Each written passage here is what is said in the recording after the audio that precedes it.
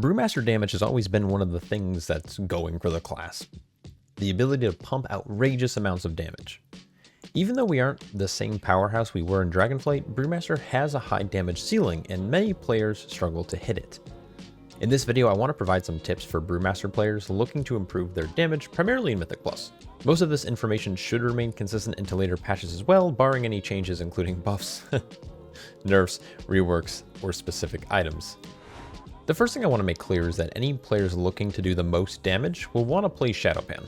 Don't get me wrong, Master of Harmony is great and is a lot of fun, but it will always fall short of Shado-pan. The one caveat to this spec is RNG. Wisdom of the Wall has a damage proc component to it that has a 25% chance of occurring. If a player high rolls this throughout an encounter or a dungeon, their damage could be much higher than someone who low rolls. I'll talk more about this hero talent and Flurry Strike specifically in a short bit, but let's get into the video.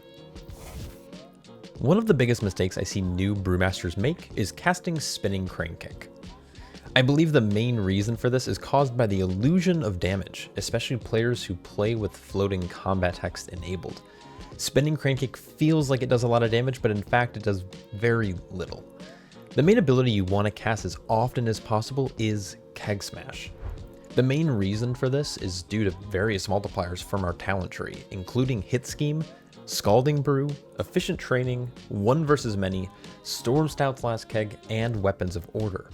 We also gain additional damage from our tier set, which even further increases the damage of this button. Long story short, you'll never want to be sitting on 2 charges of Keg Smash, and even if you have 1 charge, you generally want to cast it. So cast this as often as you can. Despite the short cooldown, Blackout Kick ends up being a large portion of our overall damage. I often watch Brewmaster players miss out on this cast a lot. Hit Scheme, as mentioned previously, causes Blackout Kick to increase the damage of Keg Smash. Shadowboxing Treads also increases the damage of Blackout Kick and it causes it to cleave. Charred Passions also further adds to this ability by dealing additional fire damage while buffed, and things like Vigilant Watch also increases the critical damage of the spell. Even in larger pulls, Blackout Kick should still be casted frequently because of how much damage it provides directly and how it amplifies Keg Smash, Flurry Strikes, and of course, Blackout Combo. Speaking of Blackout Combo, let's talk about spell priority. Blackout Combo is a popular talent that causes Blackout Kick to provide a buff that amplifies your next cast. For example, Tiger Palm does 100% more damage. Breath of Fire deals 50% more damage and provides an extra damage reduction. Keg Smash grants 2 additional seconds of cooldown reduction, and Celestial Brew grants 3 extra charges of Purified Chi, and lastly, Purifying Brew can pause Stagger. When speaking for pure damage, there are 2 abilities we care about, which include Breath of Fire and Tiger Palm. But the main question has always been, which one is better? Now, of course, there's nuance here, but Tiger Palm, especially when playing Facepalm and Counter-Strike talents, will generally yield a higher damage output, especially to priority mobs. It's important to mention that Blackout Combo only provides extra damage to the direct hit of Breath of Fire and not the damage over time. Because of this, it requires at least 8 or more targets for it to be a damage gain, and in the current season, it's very rare to pull that many targets at once. There's some pulls in Stonevault and Necrotic Wake and Mist of Trina Scythe, but nonetheless, if you're pulling 5 or less targets, generally, Blackout Combo will be better on Tiger Palm than Breath of Fire. Like I said, there's obviously a niche to this. If you need the additional damage reduction, of course it's going to be important, and you're talking minor damage gain or damage losses when talking about these in different pull counts. But like I said before, Tiger Palm generally for most players is going to be a damage gain versus Breath of Fire. Filler spells are pretty important for the Brewmaster, especially when playing Shado-pan. When you're playing Shado-pan, there are different conditions for Tiger Palm versus Spinning Crane Kick as your filler. I'm going to try to keep this as simple as I can. So when you have a Blackout Combo buff, basically after you cast Blackout Kick, Tiger Palm will always be priority. Tiger Palm will also deal more damage when you're in combat with 4 or less targets. Spinning Crane Kick has a higher value in 3 scenarios.